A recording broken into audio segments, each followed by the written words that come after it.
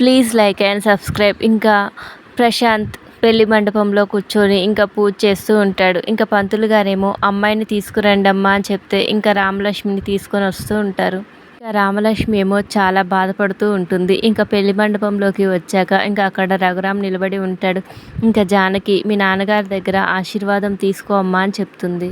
ఇంకా రామలక్ష్మి రఘురామ్ కాళ్ళ దగ్గర కూర్చొని ఇంకా కాళ్ళు పట్టుకొని రఘురామ్ వైపు చూస్తుంది. ఇంకా రఘురామ్ మౌనంగా ఉంటాడు.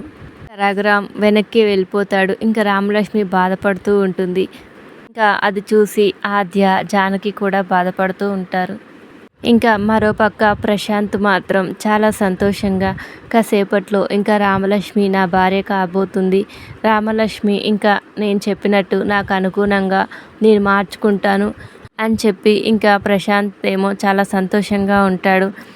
రామలక్ష్మి ఏమో బాధపడుతూ ఉంటుంది. మరి ఈ పెళ్ళి ప్రశాంత్తో జరుగుతుందా శౌర్యతో జరుగుతుందా అని తెలుసుకోవాలంటే ఛానల్ సబ్స్క్రైబ్ చేయడం మర్చిపోకండి.